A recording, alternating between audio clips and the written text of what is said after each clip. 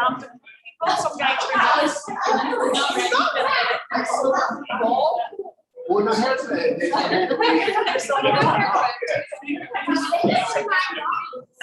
yeah, they are. That's why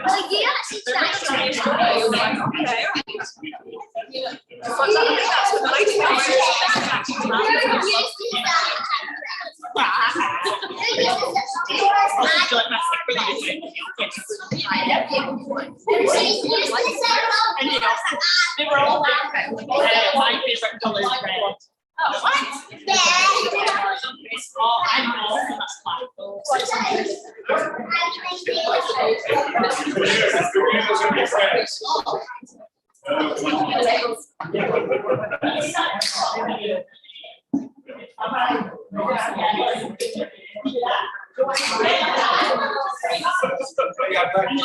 George.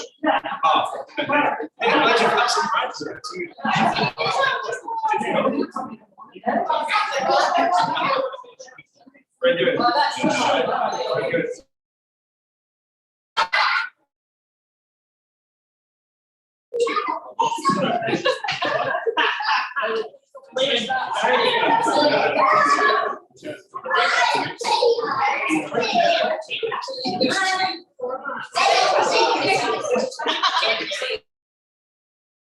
So it's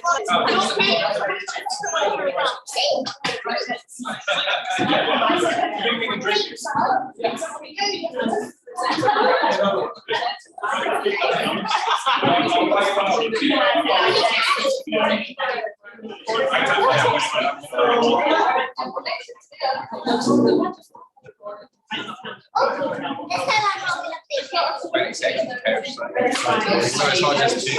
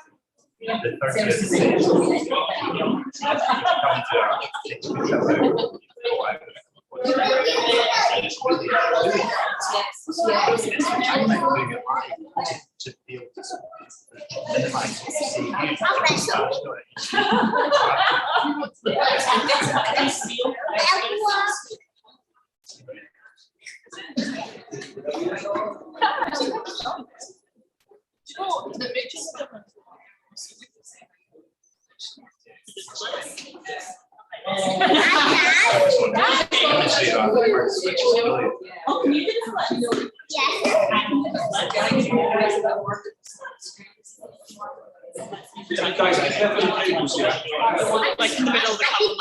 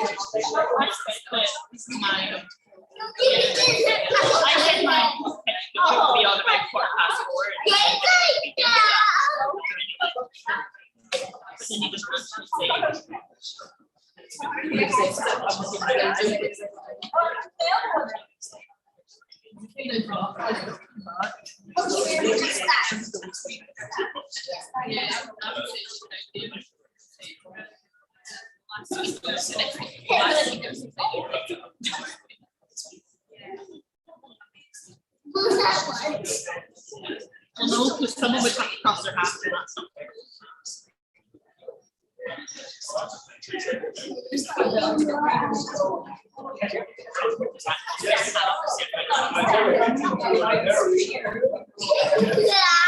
You guys just stop playing whatever you need.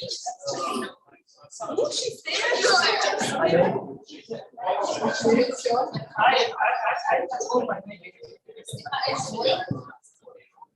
I'm good at that. No, I didn't want you guys. Cheers.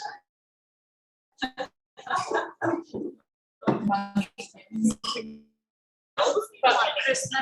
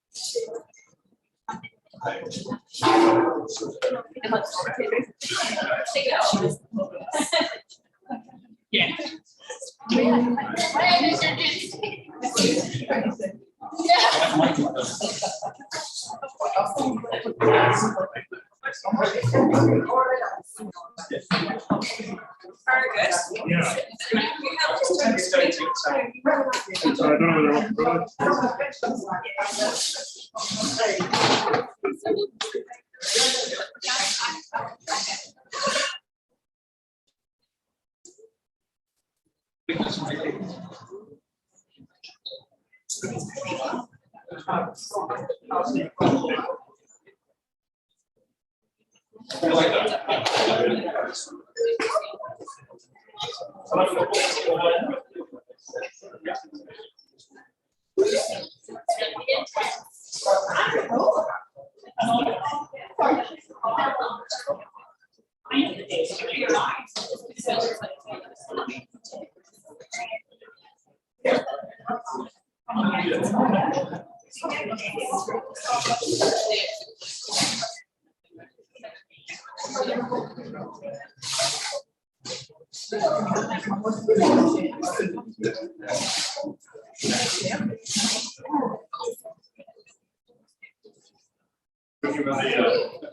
Someone's taking the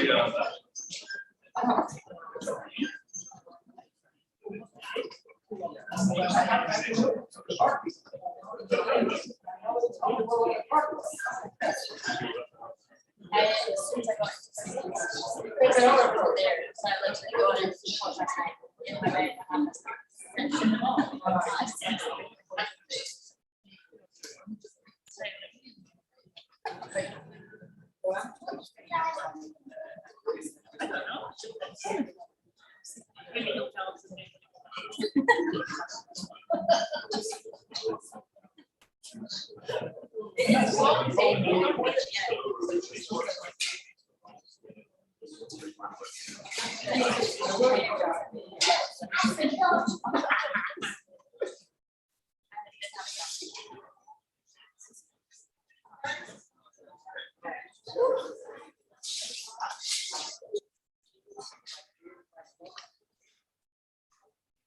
Well, because my friend thinks I'm being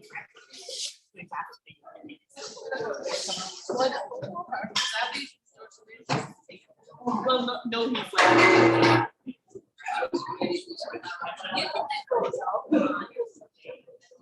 Yeah, let me just. Yeah. Like, sorry, not today. Yeah, yeah, I should go take his medicine. The bullies that get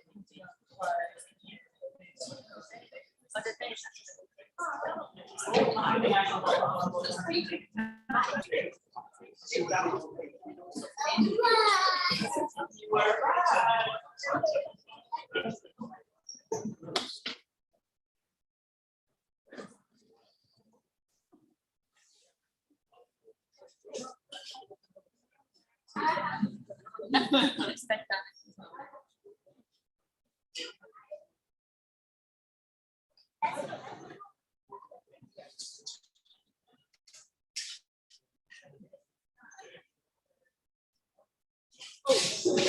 Okay,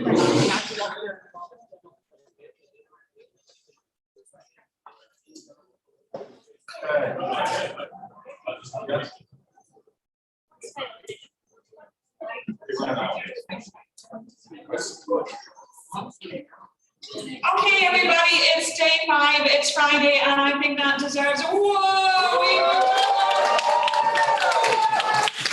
So we are absolutely delighted that it's Friday. This has been an amazing experience, not least that it has allowed us to meet amazing people. And one of those people that has brought and continues to bring amazing people to this space is Mark. So this is Mark's last official engagement at COP26. He is one of the most inspiring people, I think, that I've ever met. His little black book is amazing. He just seems to know so many people, but it has a generosity of spirit with these people and says, as much as the president of the American Institute of Architects' voice needs to be heard, so too does the 6-year-old from Stowey Primary School in Glasgow. From our perspective, my name is Helena, I'm part of the Daydream Believers experience. What we're really excited about is the opportunity for PechaKucha to be the Get On With It platform, and this ability to take stories and call-outs as part of our legacy from COP26 through the amazing work that Mark and Brian are doing in Tokyo, and use that as a measure for COP27. So we told you what we wanted, our young people have spoken, our amazing guests tonight are going to tell their story. What happens next? So, ladies and gentlemen, I ask you to put your hands together for one of the most amazing people in the planet. It is indeed the amazing Mark David. Thank you. I'm not that amazing because I tripped over my suitcase and made a huge black eye on Tuesday. I'm still recovering. So anyway, if you were wondering, I actually sent a picture of my wife and said, "Welcome to Glasgow." Okay. So I'm just going to play a little video to start with, just to show you how things happen in Tokyo. For Tokyo Designers Week, I think this one's from.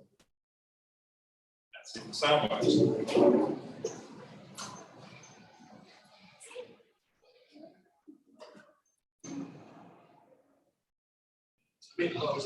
Yeah.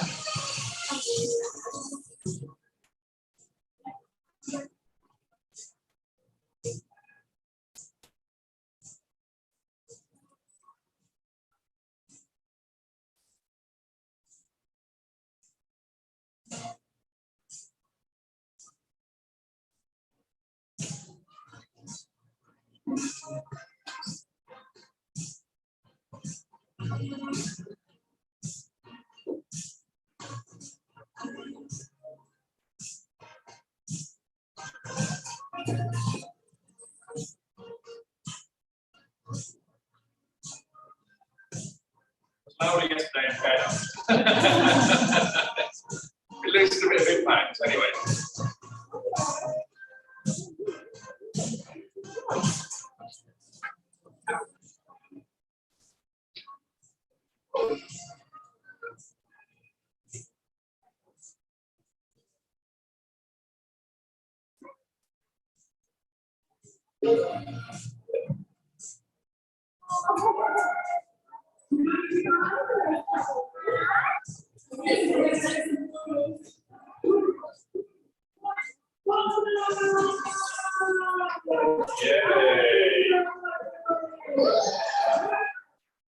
Okay, so because I've asked all my guests to take I think I'm going to just do one to start with. I'm just going to do a really short one. I'm going to do 10 slides, 20 seconds a slide, 10 by 20. Just as half a chapter, but it's just to give you an idea of how the format works, and I'll explain all about it. So I'm an architect in my day job. That's what I do. This is one of our buildings. We were lucky enough to win a big competition in the center of Tokyo in Ginza. This is called Ginza Place, and it's a global showroom for Nissan. And higher up, we have the global showroom for Sony. They both look out on this amazing crossroads, you know, as I say, the epicenter of shopping. This is Super Deluxe. This is where PechaKucha started, and it's an art space that we owned. And 17 years ago, at the dawn of digital photography, not slides and carousels, but digital photographs, and Keynote on the Mac, which didn't crash, we came up with this idea of a show and tell for people that don't normally have a format to share their work. Especially architects, when you've just designed a house, you can't really give a lecture, a 45-minute lecture about a house, but you can do it in 20 slides, 20 seconds. And we call it PechaKucha, or PechaKucha, as you say in the West, and it means the sound of chicha in Japanese. It's an onomatopoeia, PechaKucha. We'd have called it something else if we knew it was going to go global. So one of the key things is, it allows hidden heroes in the city to explain what they do. We don't normally have a platform. There is another platform which came after us, in fact, which is very top-down. We're very bottom-up. We're not three letters beginning with T, but anyway, we're PK. And this guy is a construction worker, and he talked about the highest buildings in Japan that has built construction fences around. Really amazing. So from a one-off event in Tokyo, we've spread to amazing 1,261 cities today, which is absolutely incredible. We've never publicized this. It's just work that we don't promote it. It goes, we promote our event in Tokyo, but we don't promote the format to go around the world. It's done by itself. And I think one of the reasons is it's this very simple framework, 20 slides, 20 seconds, a beginning, a middle, and an end. And kids can get their heads around it. It's not a daunting thing. You can see it, you can lay it out, you can make 20 bits of paper. And it's fast, it's fun, it's friendly. It's also a level playing field. Everybody gets the same. So as you'll see in a minute, whether it's students or the president of the American Institute of Architects, they all have the same format, and that's really important. So it's like Twitter. So instead of 240 characters, it's 20 slides, 20 seconds. It's just like a Big Mac. It's always the same wherever you are in the world. And the great thing is, it's a format, but it's a community. And that's a flywheel. The format supports the community supports the format, and it keeps going. That's why we've been going for 17 years. Sometimes you put a new app on your Mac, like Canvas or Haiku Deck, and it's there for 6 months and then you've forgotten it. But this gets reinforced. So on April the 9th last year, we had no events in the calendar. We normally have 150 events. We don't charge for the format. But we had no events. But luckily, we've been starting to work on an online service called PK Create, where you upload, voice, and share, and you can make these presentations. And you'll see some of them which have been made remotely. So along with Daydream Believers and After the Pandemic, Lego, and then the MacArthur Foundation, we came together and set this challenge for young people. Get on with it. And we've asked them to submit ideas. We had 167 submissions online from all around the world. It's really, really inspiring and amazing. So thank you very much. That's a little PK. So let's see how it works.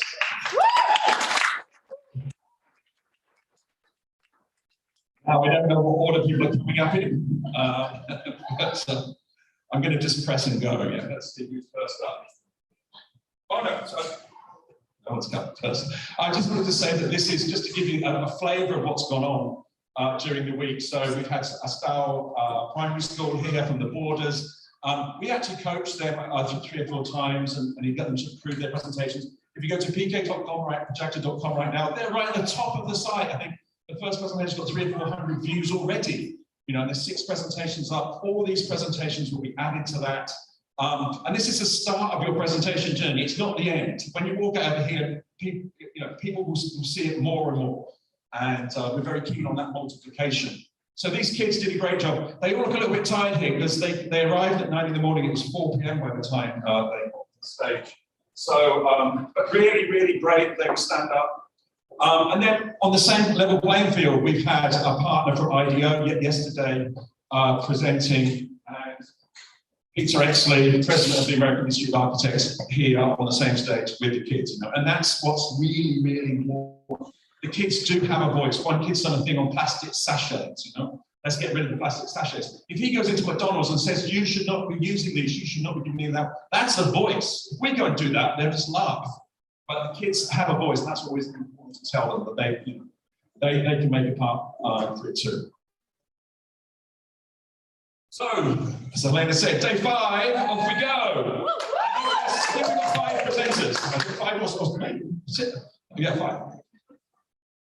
Okay. Is Nick here?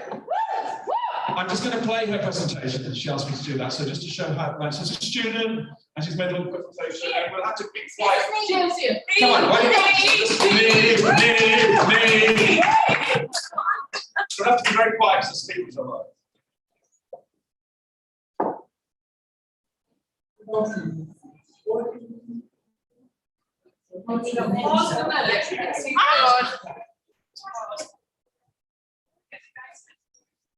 Why don't we do? We'll go on one.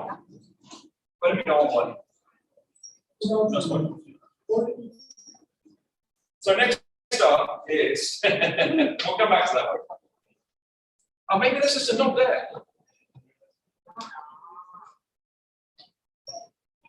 Beautiful idea. That's correct. Rock and roll. And that's what we do last time. The other systems go. Must sound like so.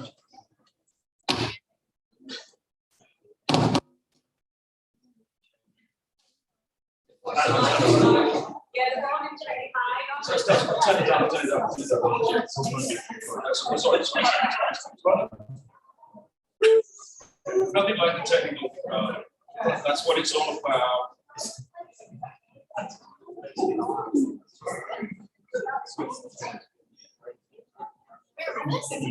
Children screaming and shouting about something whilst the adult is playing problem solver and trying to figure out what they are actually trying to communicate.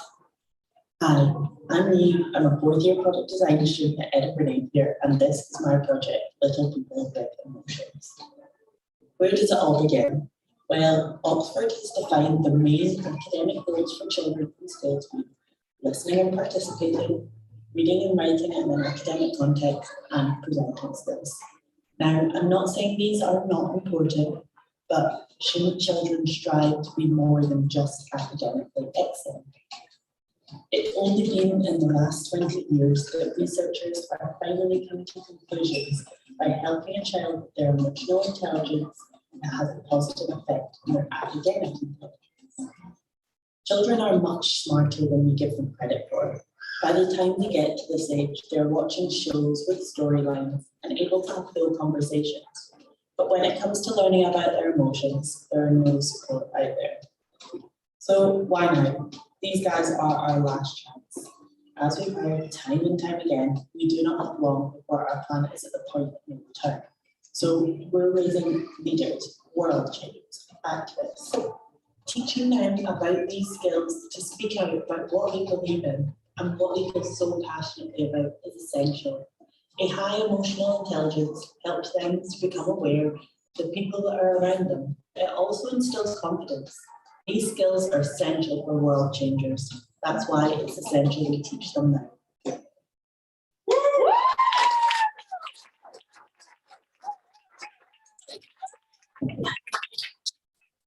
So we've done that all on our own. We were chatting about this on Tuesday, Wednesday, yeah? And she made it yesterday, and we presented it today. It's all done online. So it's really great just to give you an idea how people can make presentations. So. Okay, let's get going. So George is up first. Sorry about that, George. Again, good connection, and 2 days ago. Yeah. And here he is. He's agreed yesterday. Yes. That's what we like. Yeah. So he's got a really important story to tell. Interesting story. So over to you. Do you want to say something beforehand, or we just get going? Yeah. Yeah. I just got yesterday the message, so I did it this morning. So I had to pick up some some pictures and put them there. So. Not very in-tuned. That's my excuse. Okay. So ready to go? Let's start, yeah. Okay, so welcome to the Natural Revolution. Welcome to the community of Amarumayu. Actually, Amarumayu is the name of the Amazon before the Spanish, my ancestors, came over there. Amaru means serpent. Amaru means river. So it's the river of life. It's the river of nature. No? And see, what happened is that for the last 150 years, we've been under the spell of the Industrial Revolution. And this Industrial Revolution has, of course, many maladies. No? But one of the things that this Industrial Revolution has done is create turn humans into consumers. So I'm sorry, I'm not a consumer. But we use it so naturally, all consumers.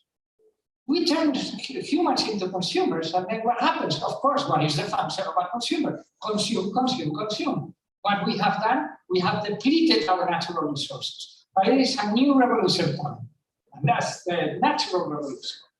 And this natural revolution has different premises. But this natural revolution is born from humans. And these humans, what happens is that these humans have a very different relationship with the things they consume. And now, even though the slide says that, I like to call them conscious users. So now what you have is a different relationship with what humans consume, and they're conscious users. They're looking for three things. Is this good for me? Is it healthy for me? Number two, is it good for society? Number three, is it good for the world? So, we are a Peruvian company. I'm presenting you this project that we have. This is a Peruvian company. It started here in the mountains of Ayacucho, in the mountains of Peru. And in 13 years, this family that speaks Quechua just spread themselves to 30 countries. See, and in this natural revolution, what happens is that another thing happens with companies. Companies in the industrial revolution, the role was to satisfy the need of the consumer. And in the natural revolution, the role is to satisfy the needs of Mother Earth. And what does Mother Earth need in Peru? To stop deforestation. Deforestation of the Amazon is up to 70%. We are at the limit of turning it into an African savanna. Who can help us? The indigenous communities. These guys have been protecting the forest for the last 10,000 years. So they are the biggest experts in doing so. So what we need to do is empower them. So our company, what we decided is, okay, how can we help? Okay, there is this land of 3.5 million hectares, is twice the size of them. That is called the Abanico del Pastazo. So welcome to the Abanico del Pastazo. This incredible wild wetland of the Amazon, one of the biggest wetlands in the world. And it's the land of the Buriti. The Buriti is this 30-meter tall, 100-year-old palm trees. Wonderful. It's called a keystone species because, like the coral reefs, there's 180 vertebrates that live off this palm tree. And they have this wonderful fruit. But also, not only they hold 3.5 million tons of carbon, they also are one of the most biodiverse places on Earth. I mean, we're talking about more species of fish than in the Atlantic Ocean, 250 species of birds. You put all the European and American species of birds, and they're less than here. And it holds, as I say, 3.5 billions of carbon. So in this place, right now, two big problems we have, of course. The climate change and the loss of biodiversity. In this place, there is only 4% of the Peruvian territory. It holds 50% of the carbon. That's why it's so important to preserve it. Why does it hold that amount of carbon? Because it's peatland. These countries have been falling on top of each other for 9,000 years, and they create 7-8 meters. When you walk in this place, it's like walking in a truck. You just bounce. What happens if you cut this wetland? All this CO2 will go into the atmosphere. You will provoke a biggest disaster, 4 times the biggest disaster than the fires of Australia.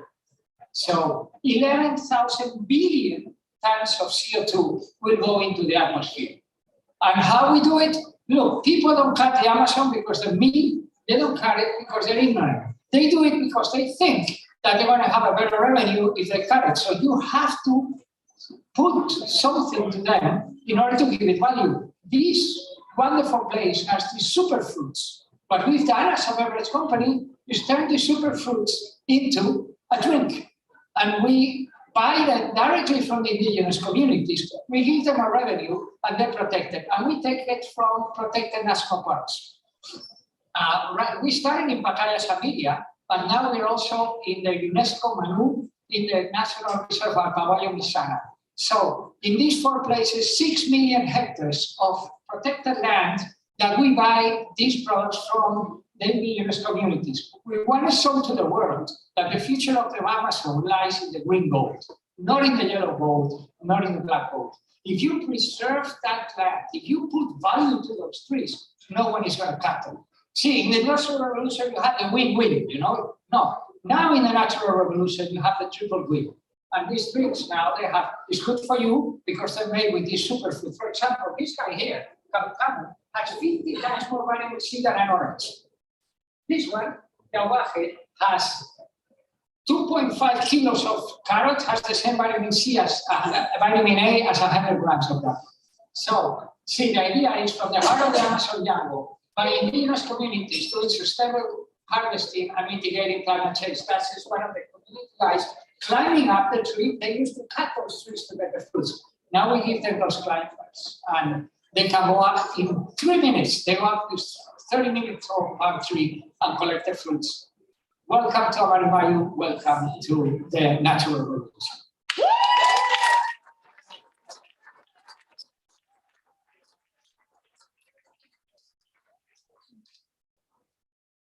Who knew, huh? That's some amazing statistics there. And it's a really brilliant presentation. It gives all food for superfood for thought, huh? Starting together in. Yeah, that's really amazing. So thank you very much. And as I say, this is the start. It's the start of the journey of the presentation. So go online and be shared. And please share them. How many followers do you have on LinkedIn? 400,000. We like that a lot. Yeah. We'll make sure it says Daydream Believers and after the pandemic. Anyway, thank you very much, George, for kicking it off. And it's very, very inspiring. I wish there were more people like you that could do this. I need that mic back. Okay.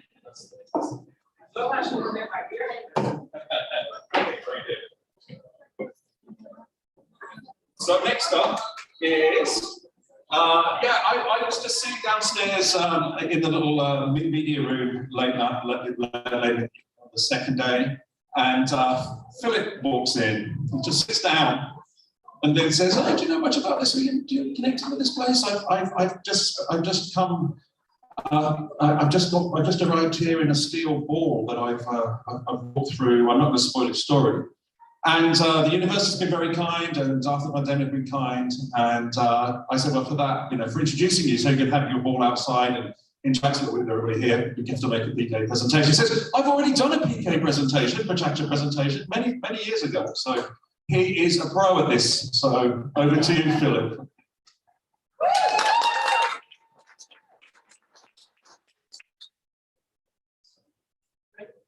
Very good. Do you want to start immediately, or should you just say something without spoiling your presentation?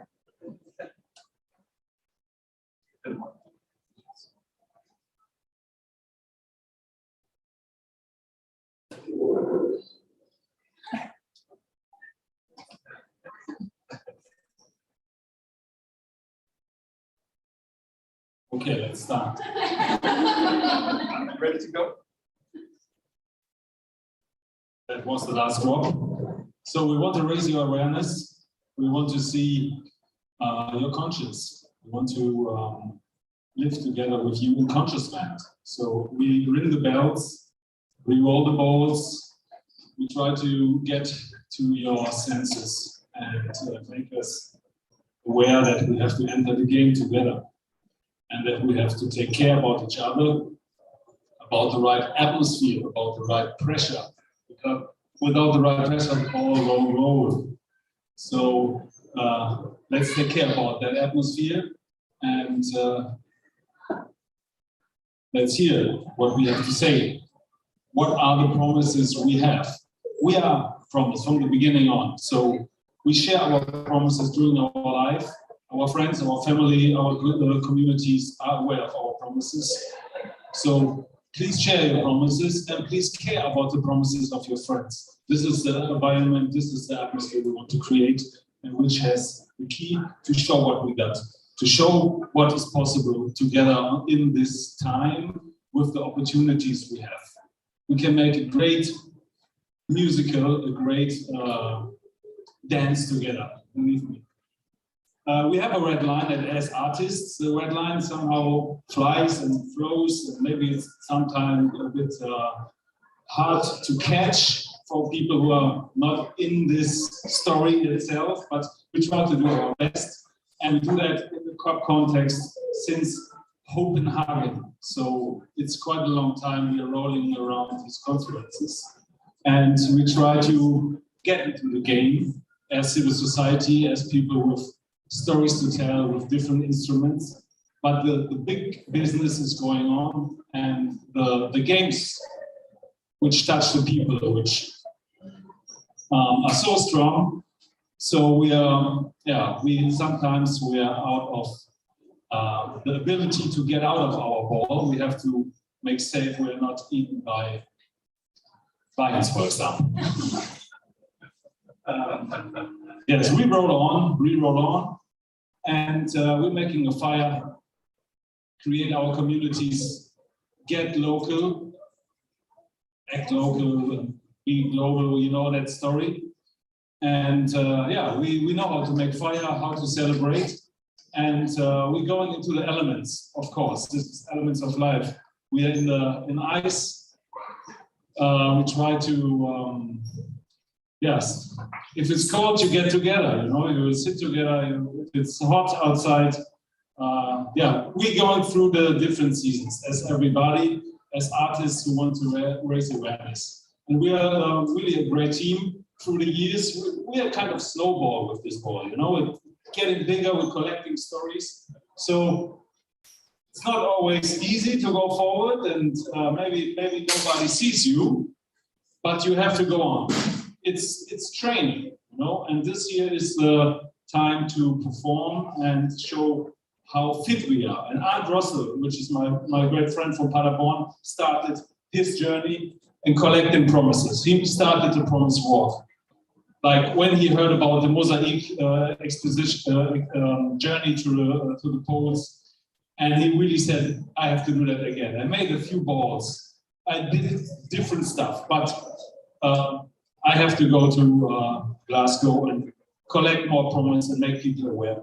And Glasgow is a front line. This is the front line. This is the red line at Hambacher Forest, just next to the place where I live. We have heard about the big coal mine stuff which take place there. And we take care. We go to these places and we share our story there and enroll our red line, whatever, which is the story, which is also the red line which should be crossed. So we try to take care and make people aware with this campaign, with the Promise Walk, to tell their sustainable promises to our website, mypromise.earth, share the promise and make people aware of their promise. So this is the circle we want to create. Share your promise and bring the pieces together. You know how a football normally is stitched together.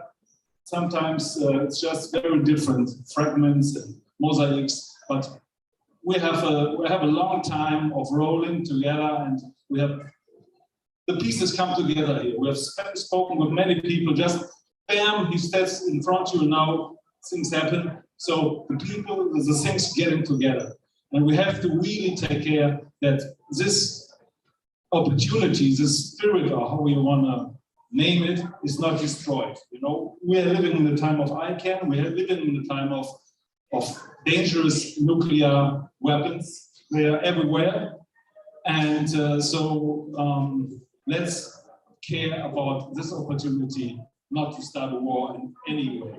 So war is not a war only against humans, you know, this place. It's the war against nature. We are against the whole system, and the rails are set, you know, the direction goes in this direction. We have to use the SDGs and all these opportunities to stop that train going into that concentration camp. So we are on the way here to make you aware, to share the story we created, to make perspectives. Like, we need this aha effects. You know, we have to take care, and we have to take the time that we share our aha effects. So if you have something like that, when it comes up in you, please share it. Please put it out. Use the technologies of PechaKucha or whatever, and get the things done. Here in Glasgow and further on.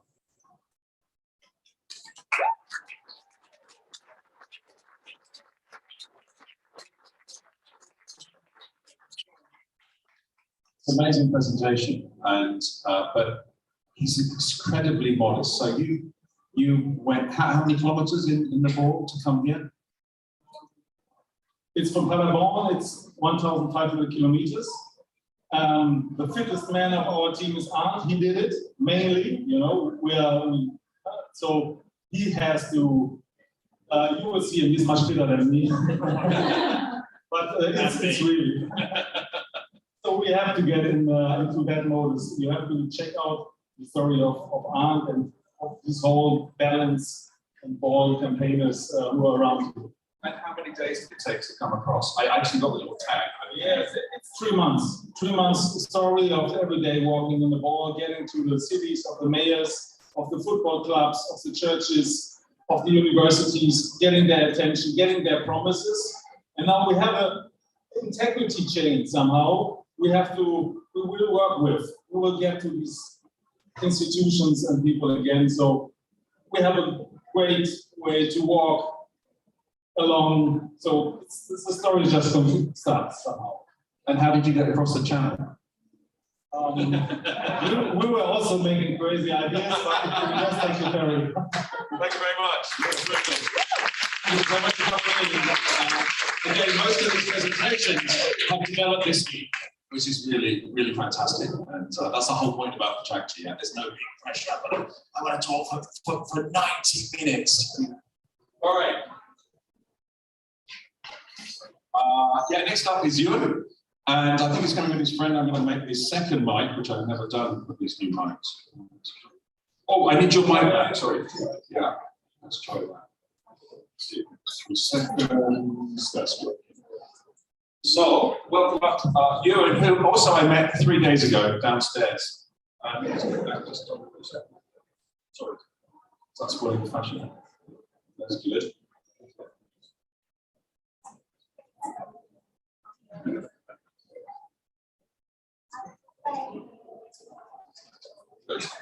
So, yeah, we met downstairs, and just tell me where to start the slides. Sorry, yes, no, that's I was involuntarily volunteered this just over an hour ago now. So, from the electronics team to deal with that stuff. Actually, no idea what was on. It wasn't real. So I'm going. Yes. Yeah. So we're the University of Strathclyde Eco-Vehicle team. I'm the Uniscopian, I'm the technical director of the team. This is James McClellan and the manager of the powertrain team. So we participate in the Shell Eco Marathon, and the Shell Eco Marathon is run by Shell, which you probably have guessed. So the competition is actually, the essence of the competition is you need to travel a set amount of distance using the least amount of energy. So that's what the competition is. It doesn't matter about speed or anything like that, but it matters about technical details. But so the idea is we make these very ultralight, performance efficient vehicles to travel a distance with some energy. So you're using a lot of lightweight composites, a lot of advanced electronic designs to use our batteries and electric motors as efficient as possible. So the team is made up of kind of the electrical side and the mechanical side. So I was on the mechanical side before I became technical director. So mechanical side is made up of stability control team, which deals with the stability and control of the vehicle, so steering, brakes, all that kind of stuff. We then have the chassis team, which deals with the structural element of the car, make sure it all goes together. You get the body and aerodynamics team, which deals with the aerodynamics of the vehicle, so the shell of the vehicle. You have the electronics team. They are the battery team, which deals with the batteries, lithium-ion battery in a car. You've got the powertrain team. The manager of that team is with me here, and you get the telemetry team, which deals with all the data of the vehicle, all the stuff. So we make all of the parts in this university. The only parts of the vehicle we don't make is the wheels and the motor. So we even make our own circuit boards, as you can see here. We design them and print them. We make all of the composites that we use. We just buy the materials and we make them. We weld all the chassis together, everything. We make our own battery as well, as you can see. That's a bunch of lithium-ion battery cells all wired up. So we take pride in that we make a lot of what we do in university. Because the whole purpose of this team competition is to give us as students engineering experience that we can take into the real world, and particularly into renewable sectors and the energy sector and all that kind of stuff. So I think, yeah, so we'll start with, so we've been a team for about 5 or 6 years, I think it's 6 years just now. So we've made about 3 cars in that time, and we're just starting on our 4th car. So Clyde 1 was our first car. That was a mild steel chassis with a fiberglass shell. We don't have any pictures of it, unfortunately, but that's Clyde 2, you can see it, we'll get to that. So mild steel structural chassis with a fiberglass shell. It was quite crude and rudimentary, but it was pretty good for a first car. We're quite proud of it. So I mean, there's not, that was before my time, so I don't know too much about it. But Clyde 2, as you can see the top body of it here, that was quite a bit of improvement. So we still had we had an improved steel chassis. We refined it, reduced weight, made it more efficient here and there. But we changed. The biggest change was we used a carbon fibre shell instead, which reduced our weight quite considerably. You can see a very good picture of it there. So obviously you can see that we need to keep it very, very low down, very low profile. I'm the driver. I'm the current designated driver of the car. So I'm basically, you can see you're basically lying back down. So you've got to keep it low profile as you can to reduce aerodynamics as much as possible. The one question everyone always asks is how fast can it go? We don't know, because we never want to push it that far, because there's a lot of sensitive electronics on the car.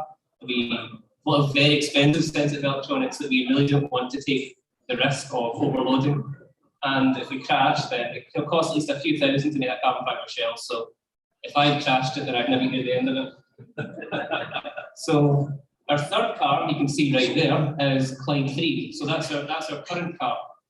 So we made an improvement on that with, we changed the steel chassis to an aluminium alloy chassis, and we refined the aerodynamic shell of the car as well, made it lighter and thinner.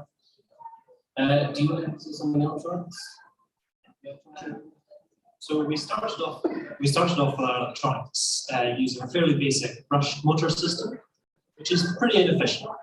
We used that in our first 2 cars, and most of our efficiency gains in that came from using as efficient electronics as we could, because the motor itself wasn't that great.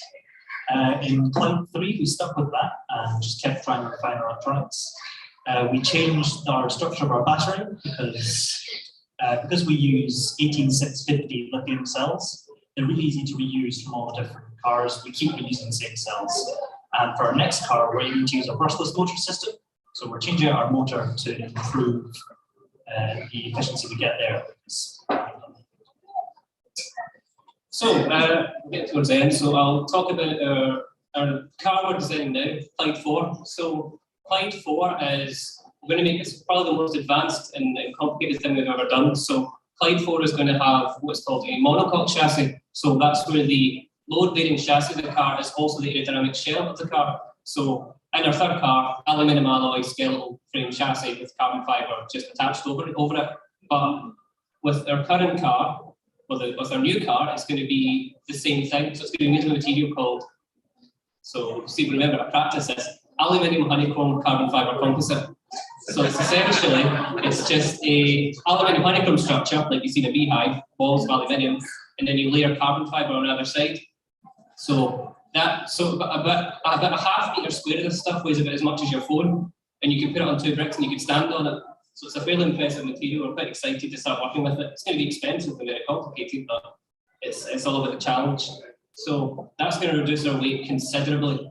So that's what it's all about. As you can see, that's the current model we have, very bare bones. That's all aluminium honeycomb carbon fibre composite and a small steel structural frame at the back to attach the back wheel. So hopefully about £4,000 or £5,000 later we'll have a new car.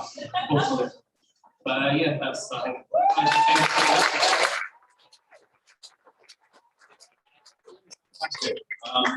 I was really inspired by seeing the car downstairs, and all the kids were too. Yeah, when they walk past, and you know, it's really inspiring doing this. And I think all of the learning this will help other car manufacturers or train manufacturers in the way forward. And I think there's someone I need to introduce you to after this who knows a little bit about energy conservation and things like that. So we'll do that later. Thank you so much. I'm going to steal those mics off you. Thank you very much. It's brilliant. It's really, really, really, you know, and I think what's, again, the lady was, one of the lady students was meant to be presenting, but she dropped you in it. Yeah, I think that's No, but I think it's amazing the energy and the passion these guys have got. It's incredible. And they've done a really, and it's been running for 8 years, this project. It's really fantastic. So congratulations. Well, I'll just say quickly, we will be in the union both Tuesday and Thursday. Tuesday and Thursday next week we'll be downstairs, so you can see the car then. Great. And as I say, we'll be in the bar after this for thinking and drinking. So, all right, on to the next presenter. That's David Klein. Another spontaneous presentation. You're going to be fine, David. I can see you're going to be fine. You're going to be super.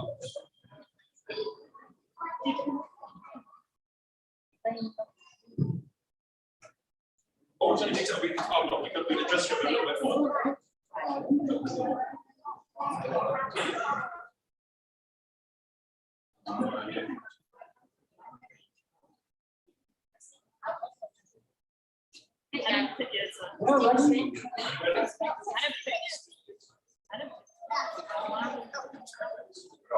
Off you go. Hold on. Sorry. Oops. Oh, then we can go back. So just tell me when. Now I'm waiting for it to start. Yeah, okay, go. I'm waiting for this to start. Ah, it's right for that to start, not for me to start. That's complicated. Okay, that's on to Charles.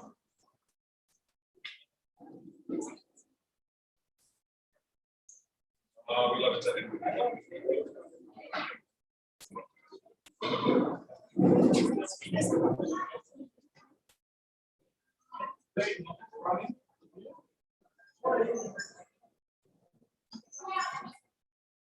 This is normally me.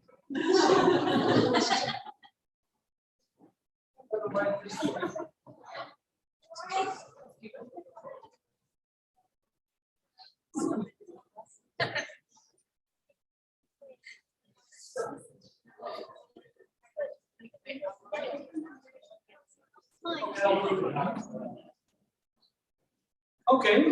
Ready? Let's start. Yeah. Let's go. Yeah, it's fine. Off we go. Hello. This is your captain speaking on the radio. We're going down. But on board we have a pretty funny clown. All that you're paying, it is on us. So don't complain, dislike, or give us any fuss. This ride of joy is fully free, and it's good for GDP. This ride of joy is fully free, and it's good for GDP. This ride of joy is fully free, and it's good for GDP. So how do we measure the success of societies? We first look at GDP, growth, and whatnot. But we should look at how happy are the people and what their happiness costs the planet.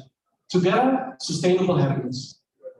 I've been working on sustainable solutions for over a quarter of a century as an engineer, until a series of events in 2016 made me realize that innovation itself wasn't the solution.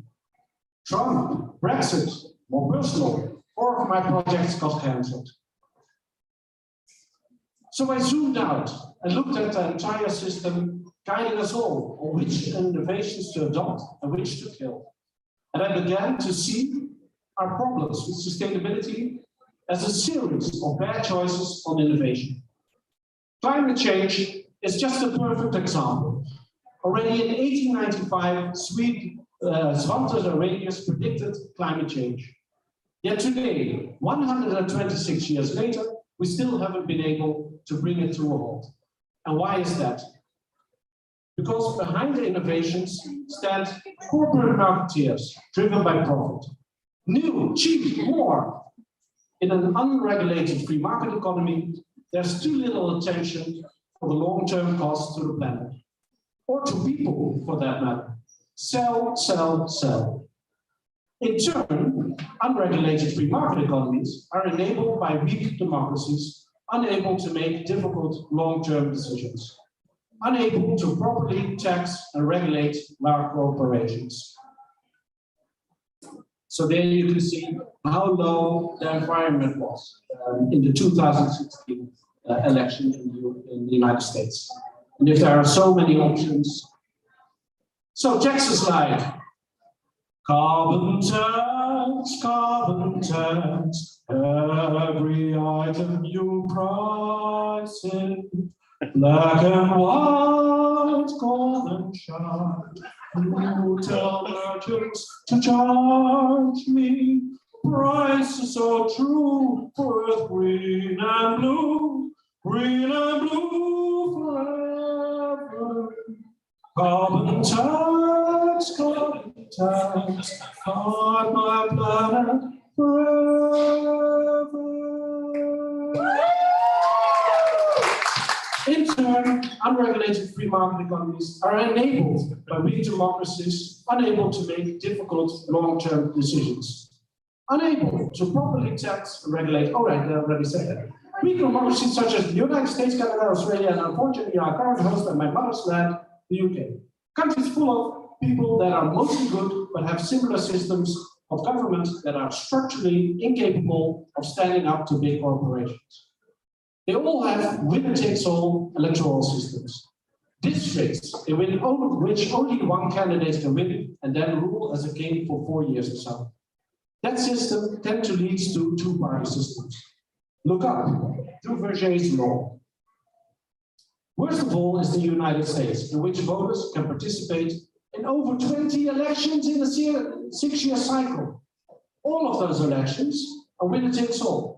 A president, a member of the House of Representatives, a senator, a sheriff, a district attorney, and so on. Having elections is not the same as having a democracy. Having more elections does not lead to having a better democracy. On the contrary, it is asking too much of voters.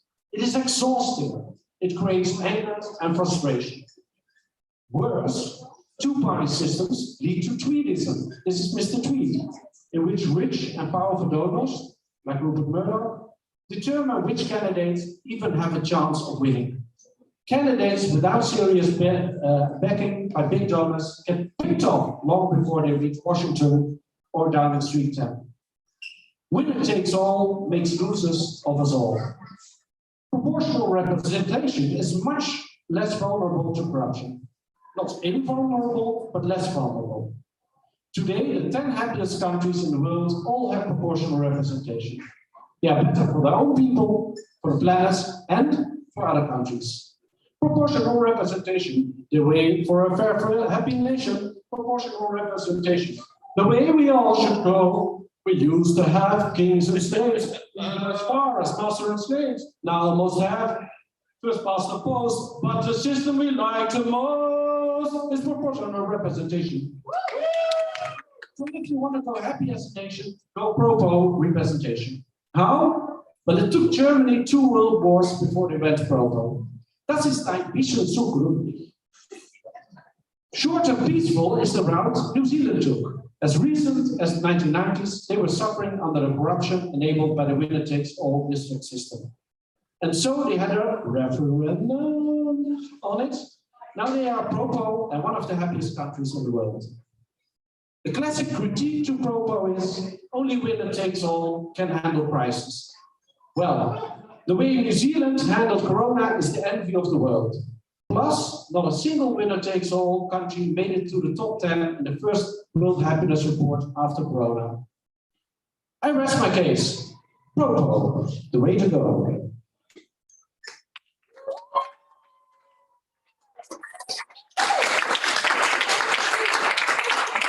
Thank you so much.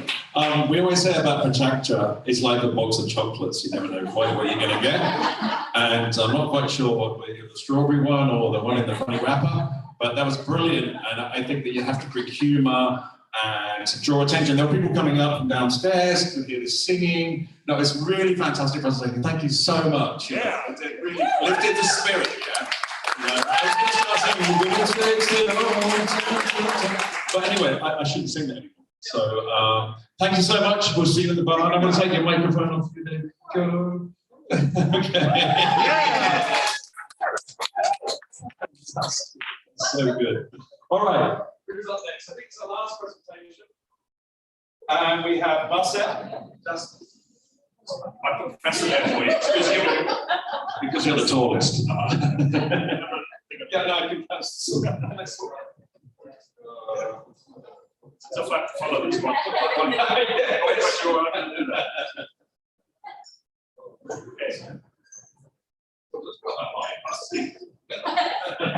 might fall over. I don't seem to walk about, so I might not still walk there. I have the face as well. Great. Don't get like okay. Do you want to say anything? It's not particularly. I'll just go. I'm just going to introduce myself first of all. The first slide. So, yeah. Welcome everyone. My name is Marcel Jaspers, and I'm a marine chemist from the University of Aberdeen. I'm here at COP26 to tell you particularly how to use law and science together to save the oceans. We all know the oceans are important to life, but at the moment they're not really in the climate change treaty. It's a really important point to make sure that we get that across to everyone. Maybe timing on it. Yeah, it's typically going on for a minute. Sorry about that. That's all right. I was thinking that's hopefully a problem.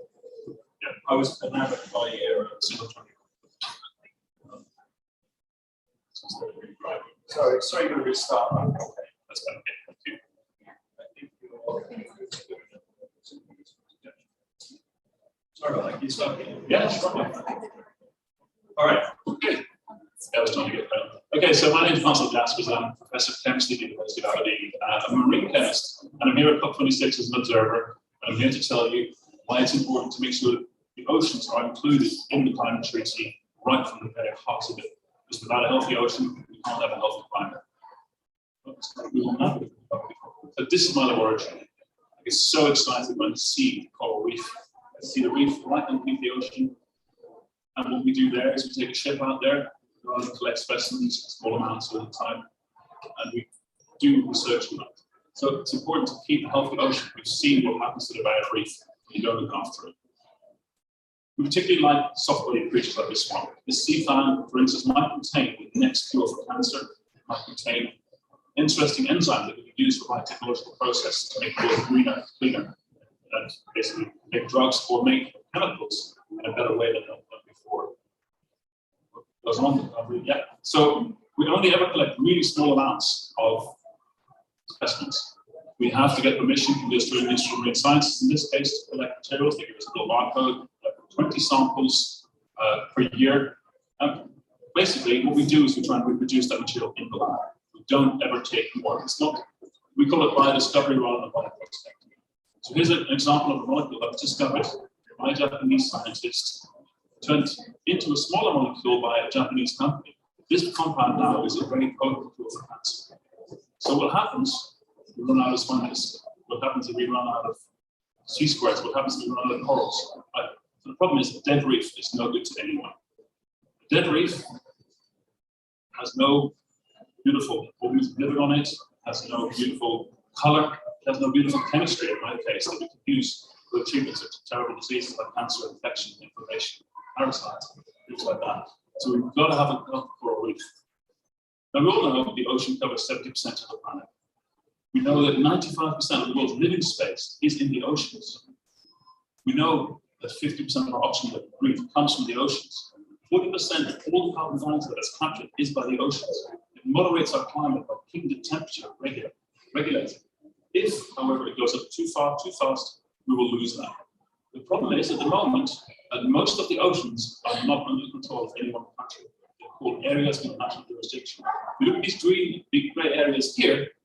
There is no law that protects biodiversity in any of those areas. So at the moment, 40% of the planet, you can just do it to the biodiversity we like. So what happens is people fish deep sea. This is called blobfish. It's looking very sad at the moment. It's been brought up from 4,000 meters to the surface and it's essentially exploded. Deep sea fisheries are not sustainable. can't keep killing these animals. They live for a very long time, they grow very slowly, they reproduce very slowly. So without the way to do that, you can't do that.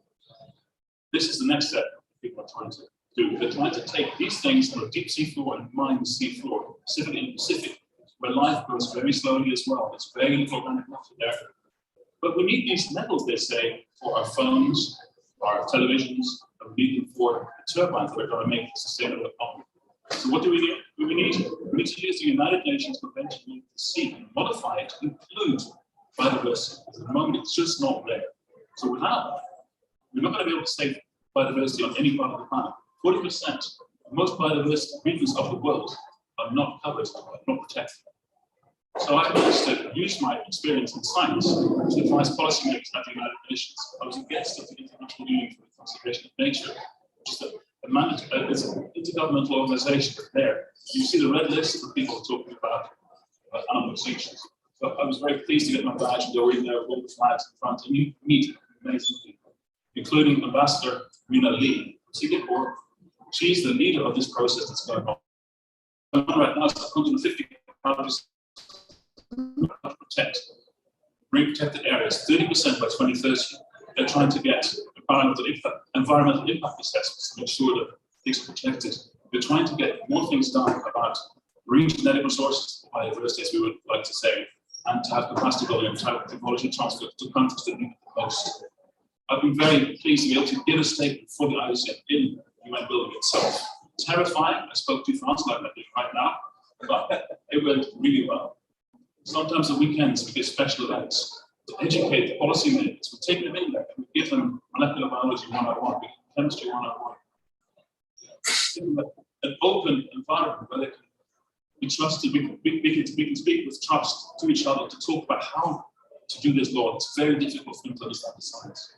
We even got them into Aberdeen one time, the 4 days that it was sunny in 2018. We got them in there. We took them on we also took them on a research class at the Scotia here, which you can see then is that we're able to see what it's like to research on a ship, what it's like for a scientist to be on a ship and do that research. And again, I actually met the lady in the middle yesterday in the queue with a flower. What did we do? In between, during COVID, what did we do? We had meetings online like everyone else. We wrote reports. This one here is transformation opportunities for people, ocean, and planet. It puts together thousands of wonderful ideas about how to save the planet. It's free online, and it's there to get crazy billionaires to pay into the ideas. What happens next to this law? It's nearly written. One more session in New York, hopefully in 2022. Last 2 weeks, we're going to get together. And if it happens, it will go to the United Nations General Assembly. And if they decide to pass it, it will have to be ratified by every country on the planet.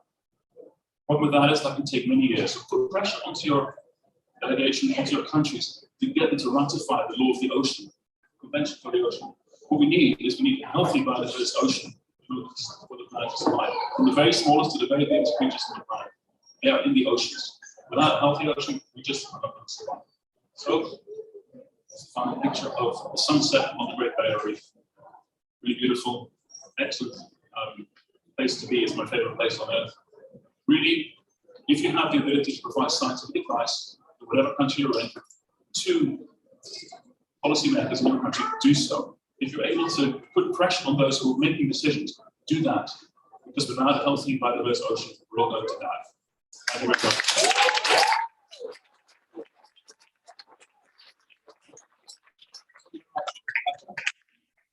I think it's really important that over half of the world's surface is unprotected. That's very interesting. Yeah, just really can't believe that was left out of the original law. It's just amazing. 1982, the law was made, it was ratified in 1992. And we left out, it's called deep environments, and somebody actually got that really forgot about biodiversity. It doesn't have no value according to the policymakers. Now, as the scientists got it, they said it's important for biodiversity, it's important for biodiversity. There was somebody spoke here earlier, Mark Havertz, who was talking about the new Blue Deal. Yes. You know, and I think that's a really important thing here. We talk about the new Green Deal, but the new Blue Deal, which is something that they do. Yeah, very much. So you have to make sure the Ocean Treaty, Conventional Biodiversity, and the Climate Treaty get together, work together. Call it the Ocean Climate Nexus. We've gone for it, and again, yesterday I was there with the Pacific Nations, and they do the 1.5. Okay. 1.5 because keep it that low, because otherwise those islands will respond. Thanks so much.